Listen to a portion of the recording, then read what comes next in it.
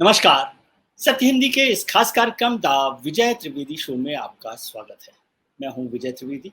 विजय view में हम चर्चा करते हैं कंटेम्प्रेरी इश्यूज की, सांप्रदायिक सामयिक विषयों की, जिनमें चर्चा होती रहती है। लगातार बहुत सारे मीडिया हाउस भी करते हैं, लेकिन हम कोशिश करते हैं कि उन सामयिक विषयों पर एक इतर चर्चा हो, उसका जो अलग पहलू हैं उन पर भी चर्चा की जाए, गंभीर चर्चा हो और उस पर विस्तार से चर्चा की जाए। आज इलाहाबाद हाई कोर्ट का फैसला आया है ज्ञानवापी मस्जिद को लेकर, जहां पर सर्वे की इजाज़त दे दी गई है।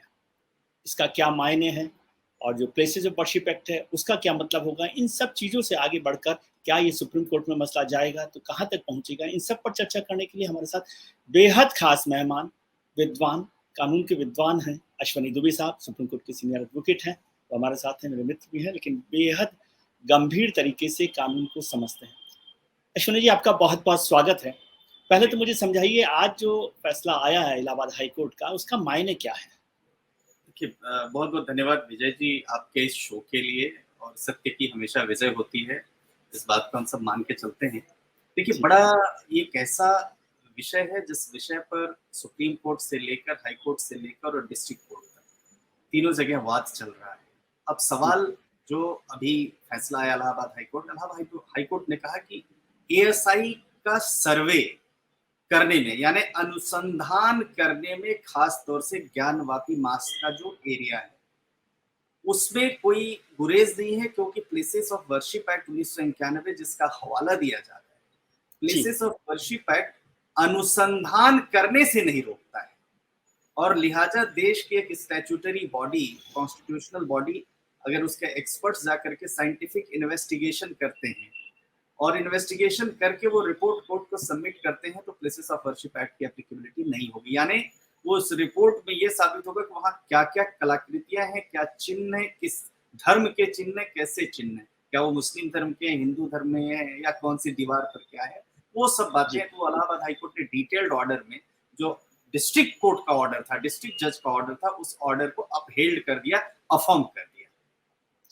लेकिन इसका मतलब क्या सर, जब आप कहते हैं कि 1991 प्लेसेस ऑफ वर्शिप एक्ट की हम चर्चा करते हैं और कहा गया कि भाई उसमें अनुसंधान पर कोई आपत्ति नहीं, लेकिन ये अनुसंधान ले जाएगा कहाँ? यदि वो सर्वे के जो नतीजे आएंगे वो किसी भी पक्ष में आए तो वो कहाँ ले जाएंगे आपको? फिर वहां से इससे एक कदम आगे बढ़ेंगे आप, जब आप कहेंगे कि ये फैक्ट सामने आए हैं तो फिर इसमें बदलाव करने की जरूरत है। तो जो प्लेसेस ऑफ वर्शिप एक्ट है, मैं समझता हूँ उसकी आत्मा ही ये कहती है कि भाई इन सब झंझटों को, इन सबको अब दफन कर दिया जाए। क्या आपको ऐसा नहीं लगता? अभी जो मूल वाद है आदरणीय विजय जी, वो मूल वाद इस बात का है कि जो 5 डिवोटीज हैं उन्होंने कहा कि हमारा एक प्री एग्जिस्टिंग राइट जो वहां पर माता श्रृंगार गौरी की पूजा करने का था, वो प्री एग्जिस्टिंग राइट हमसे ले लिया गया। किससे? एक एग्जीक्यूटिव ऑर्डर से 1992 में। तो उन्होंने कहा कि हम चूंकि भारत के संविधान के अनुच्छेद 25 में पूजा करना, अपने धर्म को प्रोपोगेट करना हमारा संवैधानिक अधिकार है, लिहाजा हमें पूजा करने की नियमित रूप से इजाजत दी जाए। इसी बीच में ये 2 मसले निकले। एक तो जो अजय मिश्रा और कमिश्नर इसके पहले बने, उनकी रिपोर्ट आई, फिर जो मैटर जिस समय शिवलिंग और वजू खाने की बात को सुप्रीम कोर्ट ने प्रोटेक्ट किया, फिर दूसरी एप्लीकेशन लगी।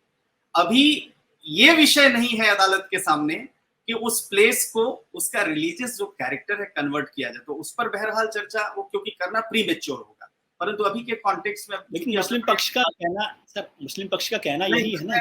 10 सेकंड और उस बात को दूंगा, पहले खत्म कर लूं, क्योंकि आपने बड़ा अच्छा प्रश्न उठाया प्लेसेस ऑफ वर्शिप एक्ट का। प्लेसेस ऑफ वर्शिप एक्ट में निश्चित तौर पर उसकी धारा 3 कहती है विजय जी की bar of conversion of places of worship, माने जो प्लेस है, उस जो वर्शिप है, जो पूजा का स्थल है, उसका कन्वर्जन नहीं किया गया। उन्हें कहता है no person shall convert any place of worship of any religious denomination और any section thereof into a place of worship of a different section, माने जिस धर्म का स्थान है उसके बियॉन्ड वहां पर नहीं उसको परिवर्तित किया जाएगा। अगर परिवर्तन करने की बात कहते तो निश्चित तौर पर यह मुकदमा at the right first instance वहीं डिसमिस होना था, क्योंकि हमारे देश में जो कॉन्स्टिट्यूशनल मशीनरी लेजिस्लेटिव बॉडी है, लेजिस्लेचर है, उसने एक कानून सर्वसम्मति से 1991 में पास किया और जिसमें एक लंबा समय चला गया और जो एक सेटल्ड पोजीशन में आ गया है। तो वो मुकदमा अगर हम देखें तो निश्चित तौर पर मेंटेनेबल नहीं हो। लेकिन अगर प्लेसेस ऑफ वर्शिप एक्ट में, क्योंकि सुप्रीम कोर्ट ने भी देखिए अनुसंधान करने पर या सर्वे की रिपोर्ट पर रोका नहीं। उस समय जब मामला आया था, आप याद करिए, जब कोर्ट कमिश्नर की रिपोर्ट आई थी, जिसमें हिंदू जी, पक्ष ने कहा कि यहाँ शिवलिंग मिला, मुस्लिम पक्ष ने कहा हमारी वजू खाने की जगह। कोर्ट ने कहा हम दोनों को प्रोटेक्ट करते हैं, नमाज होती रहेगी इसी तरह से, शिवलिंग को जी, प्रोटेक्ट किया जाएगा और मुकदमा जो है ट्रायल कोर्ट सुनेगा। अब आगे क्या होता है, आपकी भी आशंका सही है, हम सब भी उसी तरह से बिल्कुल सोचते हैं, पूरा देश वही सोचता है कि आगे नेक्स्ट क्या होगा, वो बात का विषय। परंतु अभी प्लेसेस ऑफ वर्शिप एक्ट की जो एप्लीकेबिलिटी की बात है वो अनुसंधान पर एप्लीकेबल नहीं। सर ये तो आप जैसे कानून के जानकार लोग इस पर बहुत बारीकी से बात करते हैं। जो मोटी बात मुझे समझ में आई और जो चर्चा हो रही थी उस पर मैं एक और चीज़ समझना चाहता हूँ कि राम जन्मभूमि का जब फैसला आया 2019 में, उसमें भी बड़े विस्तार से सुप्रीम कोर्ट ने प्लेसेस ऑफ वर्शिप एक्ट की चर्चा की। क्या उस रेफरेंस से इसका कोई मतलब निकलता है? देखिए, उस समय जब सुप्रीम कोर्ट का वर्डिक्ट आया, सुप्रीम कोर्ट के वर्डिक्ट में 5 जजेस ने नवंबर 2019 में जब जजमेंट, जस्टिस सी जय Ranjan Gogoi, justice S A Bobde, यही चीफ जस्टिस थे honourable justice Chandrachud, honourable justice Ashok Bhushan और एस ए नजीर, उन्होंने यूनानिमस डिसीजन दिया। उन्होंने कहा कि जो हिंदूज वहां पर कंस्ट्रक्ट कर सकते हैं वहां पर मंदिर, साथ ही साथ सिग्निफिकेंस भी डिस्कशन हुआ उसका प्लेसेस ऑफ वर्शिप एक्ट। उन्होंने कहा कि ये नॉन रेट्रोग्रेशन है और historical wrongs can not be remedied by people taking the law in their own hands. एक बात वहां पर आई, लेकिन वहां पर चूंकि वो मुकदमा पहले से चल रहा था, इसलिए places of worship act applicable नहीं होगा। और अगर ये मुकदमा होता, सपोज कि ये जगह हिंदू पक्ष को दे दे, माने मंदिर पक्ष को, हिंदू पक्ष कहना उचित नहीं होगा, मंदिर पक्ष को मस्जिद पक्ष दे दे, तो वो जो है places of worship act applicable, Ayodhya की जजमेंट की रेमिफिकेशन यहां पर होती। चूंकि एक राइट मांग रहे हैं जो पहले 1992 से लगातार चलता आ रहा था, उस राइट को लिया, इसलिए मैं समझता हूं, और अदालतों की भी जो व्याख्या है वो व्याख्या है कि अनुसंधान करने में, इन्वेस्टिगेशन करने में, पता लगाने में कि क्या इसका असली कैरेक्टर है, वो वहां पर places of worship act applicable नहीं होता। लेकिन इसका नतीजा कहाँ पहुंचेगा, ये गाड़ी कहाँ पहुंचेगी अगर सर्वे होता है, अगर नतीजा आता है, जो भी आएगा, हम कहाँ जाना चाहते हैं? यदि हम किसी स्टेशन पर पहुंचना नहीं चाहते, प्रयागराज जाना नहीं चाहते, तो फिर उस गाड़ी की पूछताछ क्यों कर रहे हैं? ये बड़ा माकूल और बड़ा वाजिब प्रश्न है, बिल्कुल सही आपने कहा। लेकिन जो लिटिगेंट है उनके मन में क्या चल रहा है वो तो आने वाले दिनों में ही पता चलेगा। क्या वो लिटिगेंट इसको नेक्स्ट स्टेज पर लेकर जाना चाहते हैं या इसको यहीं छोड़ देना चाहते हैं, या क्या places of worship act repeal होता है। आपके साथ हमारे डिस्कशन में यह भी आया कि सुप्रीम कोर्ट ने भी प्लेसेस ऑफ वर्शिप एक्ट की लेजिटिमेसी, उसकी जो वैधानिकता है, उसको जब पास किया गया, क्या स्टेट गवर्नमेंट, जो स्टेक होल्डर से स्टेट गवर्नमेंट्स को उसमें देखा गया, या क्या वो भारत के संविधान का जो बेसिक फंडामेंटल राइट है कि इंडिविजुअल का कोर्ट जाने का, वो उसको प्रोहिबिट करना क्या संवैधानिक है। ये सब बातें सुप्रीम कोर्ट में अभी पेंडिंग है। आने वाले दिनों में क्या होता है वो आने वाले दिनों में तय होगा, लेकिन ये कहीं ना कहीं मुकदमा तो जाने की दिशा में आगे बढ़ रहा है। सर, जो अभी बात हो रही है कि मुस्लिम पक्ष ने या एक पक्ष ने कहा कि अब इस फैसले के खिलाफ वो सुप्रीम कोर्ट जाएंगे। आमतौर पर माना ही जा रहा था वो कहीं भी फैसला आता कोई एक पक्ष उसमें जाता। सुप्रीम कोर्ट में अब क्या आप देख रहे हैं कि क्या संभावना बनती है? क्या सर्वे पर रोक के लिए वो जाएंगे या किस तरह का मसला बनेगा सुप्रीम कोर्ट में? क्योंकि सुप्रीम कोर्ट ने इसको हाई कोर्ट और फिर डिस्ट्रिक्ट कोर्ट की बात पर आए थे। देखिए, माननीय सुप्रीम कोर्ट देश की बड़ी संवैधानिक कोर्ट है और सुप्रीम कोर्ट का फैसला पूरे देश को मान्य होता है, वो कानून ही होता है।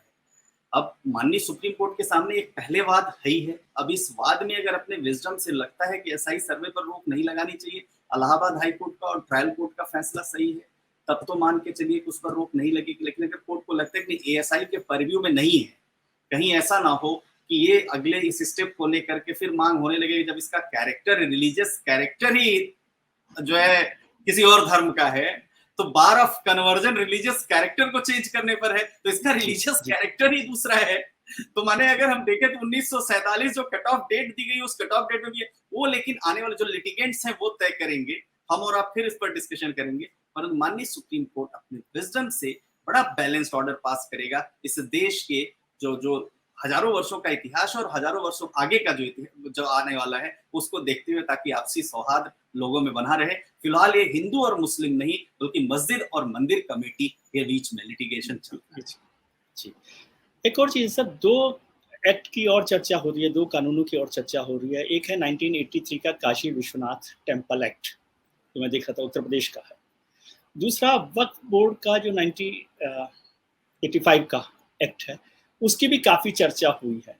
इन दोनों से क्या फ़र्क पड़ रहा है इस मुकदमे में? देखिए आदरणीय विजय जी, पहले हम बात कर लेते हैं जो उत्तर प्रदेश उत्तर प्रदेश एक्ट नंबर 29/1983, जिसको कहते हैं उत्तर प्रदेश काशी विश्वनाथ टेम्पल एक्ट 1983। उसकी धारा 4 उपधारा 9 में टेम्पल के बारे में डिफाइन किया गया है। उसमें कहा गया टेम्पल माने टेम्पल ऑफ आदि विश्वेश्वर, जिसको श्री काशी विश्वनाथ टेम्पल कहते हैं, जो वाराणसी सिटी में स्थित है और जो पब्लिक के रिलीजियस वर्शिप का प्लेस है और जो राइट हिंदूज को हिंदूज के पास है। और पब्लिक रिलीजियस वर्शिप ज्योतिर्लिंग होती है, जो ज्योतिर्लिंग में सबऑर्डिनेट टेम्पल, श्राइन, सब श्राइन, स्थान, सभी इमेजेस, डेटेड मंडप, वेल, टैंक्स और जो दूसरे नेसेसरी स्ट्रक्चर हैं जो उसके आसपास की जमीन है, वो सब करके उन्होंने कहा। और उसके आसपास उन्होंने कहा कि जो old temple complex property in question, old temple complex vested in deity Adi Vishweshwar is to be managed by the board of trustees. तो उन्होंने कहा स्टेट गवर्नमेंट की ड्यूटी है कि वो रिकवर करे एंटायर प्रॉपर्टी जो आदि विश्वेश्वर की है और आदि विश्वेश्वर का स्थान है जिसको एनक्रोच अपॉन किया गया है बाकी उसके द्वारा, तो पूरी जमीन को वेस्ट किया। लेकिन अभी उस पर डिस्कशन जो है वो, चूंकि उस बात पर अगर बात जाएंगे तो सरकार उसको अधिग्रहित करने की बात करेगी, लेकिन वो अभी विषय नहीं है। अभी विषय तो सिर्फ इतना है 5 डिवोटीज का राइट और प्लेसेस ऑफ वर्शिप एक्ट की एप्लीकेबिलिटी। सर दूसरा जी, वक्फ के बारे में उसमें मुस्लिम पक्ष ने कहा कि जो काशी विश्वनाथ टेम्पल एक्ट है, उसमें एक धारा में ये कहा गया है कि उसके जो ट्रस्टीज होंगे या जो भी लोग देखरेख कर रहे होंगे वो हिंदू होंगे। तो ये जो ज्ञानवापी मस्जिद का हिस्सा है उसमें तो वो लोग नहीं है, तो वो कहते हैं कि इस तरह से ये कानून इस पर लागू नहीं होता। देखिए वो चूंकि एक लेजिस्लेटिव बॉडी ने वो कानून पास किया, लेकिन उसकी वैधानिकता अभी तक चैलेंज नहीं हुई। किसी भी अदालत ने उत्तर प्रदेश काशी विश्वनाथ एक्ट के किसी भाग को ना तो अभी संशोधित किया है, ना उसकी व्याख्या की है। वो एज इट इज मूर्त रूप से वहां एप्लीकेबल हो गया। अगर आपत्ति है तो उसके किस कंडिका में आपत्ति, वो जब चैलेंज करेंगे, वो क्वैश होगा तब मानेंगे। अभी तो एक कानून एग्जिस्टिंग कानून है और वो अदालत अब आगे क्या तय करेगी उस पर डिपेंड करेगा। हम वक्फ की बात करते हैं। वक्फ माने वक्फ माने एक परमानेंट डेडिकेशन, एक व्यक्ति का जो मुस्लिम फेथ रहता है, मुस्लिम फेथ का होता है, और जो माने जिसका पूरा कार्य चैरिटेबल पर्पस के लिए, माने वक्फ का मतलब चैरिटेबल पर्पस के लिए एक मुस्लिम फेथ का आदमी जो काम करता है। और एक संस्था ऐसी होती है जो चैरिटेबल मुस्लिम समुदाय के लोगों के लिए चैरिटेबल उसका काम करती है। यानी जो property dedicated by way of waqf must belong to the waqif, माने डेडिकेटर को। वक्फ का कॉन्सेप्ट यह है कि जो वक्फ की प्रॉपर्टी है वो वाकिफ की होनी चाहिए किस समय, जब उसको दिया गया। यानी जो व्यक्ति उस प्रॉपर्टी का ओनर है, जो मुतवल्ली जिसको हम कहते हैं, और उसको कॉम्पिटेंस है पूरा कि वो वैलिड वक्फ बना सकता है, उसी को उस प्रॉपर्टी को डिस्पोजिशन करने का अधिकार है।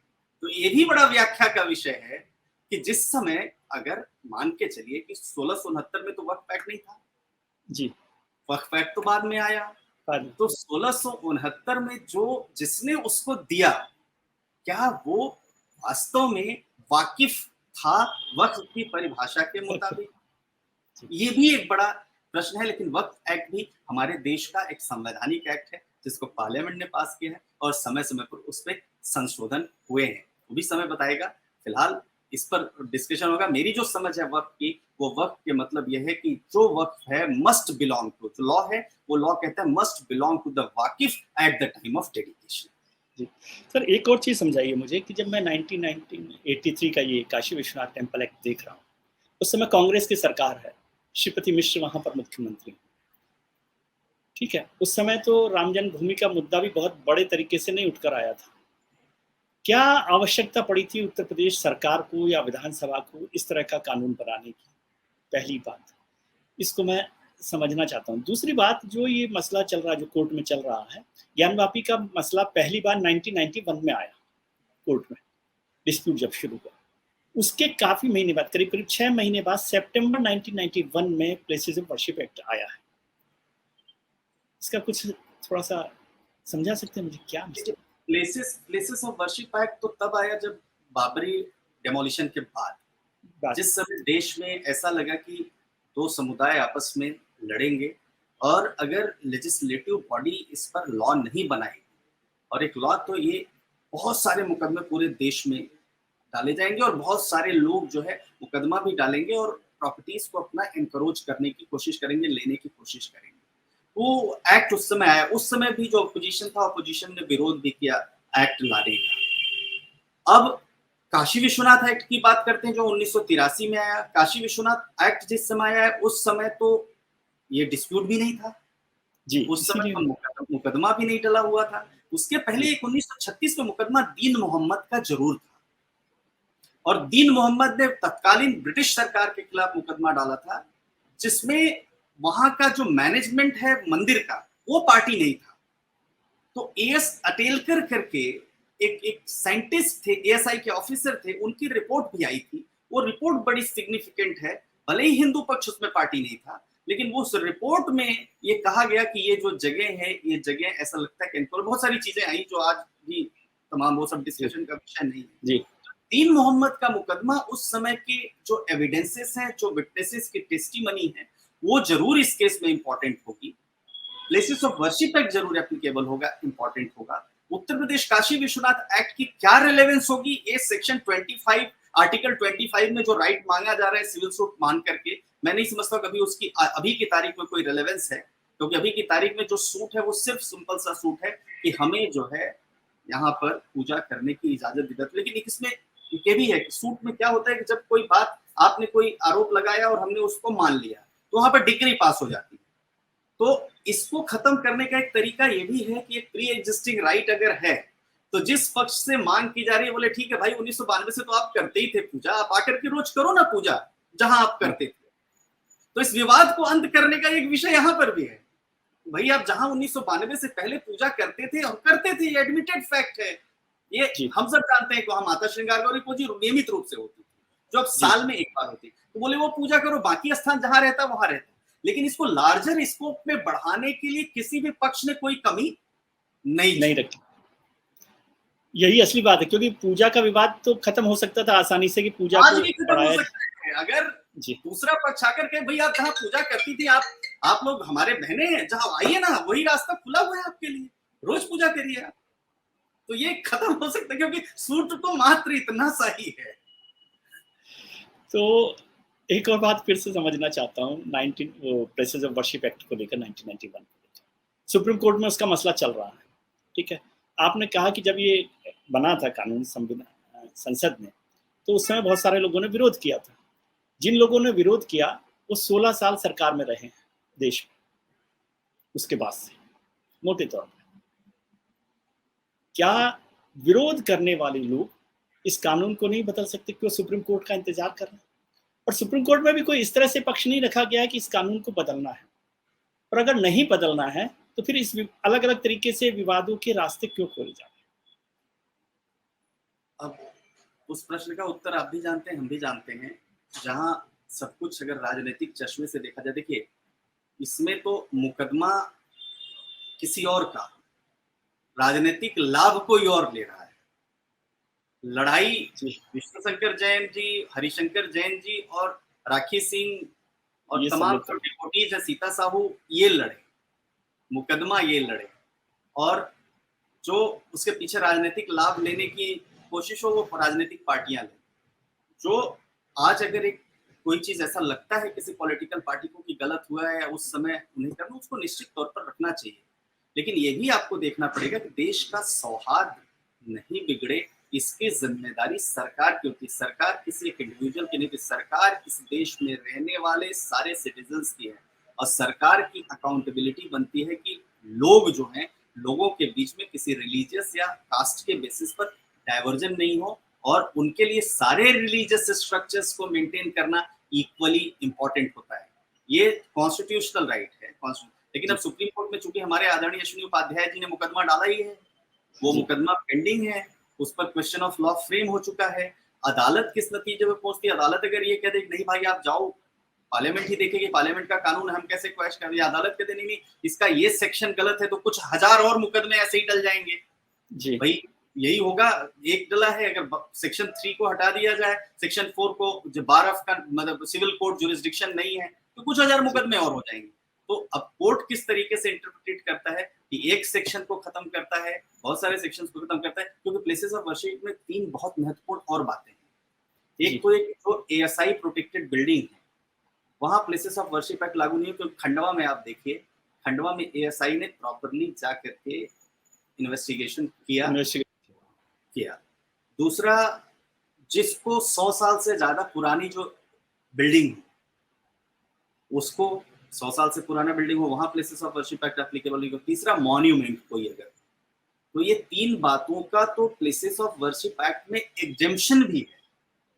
तो वो भी एक बहस का विषय है कि कल अगर अगले स्टेप का मुकदमा आता है तो अगले स्टेप, तो जब एग्जेम्पशन है तो फिर काशी विश्वनाथ को में तो तीनों चीजें लागू होती है। लेकिन एग्जेम्पशन है, तो इसीलिए मैं कह रहा हूँ, तो ये आगे वाले आने वाले दिनों में इसका डिस्कशन, क्योंकि अभी वो विषय ही नहीं, अभी वो लिस्ट नहीं है, अभी वो बाद का विषय वस्तु वो नहीं है।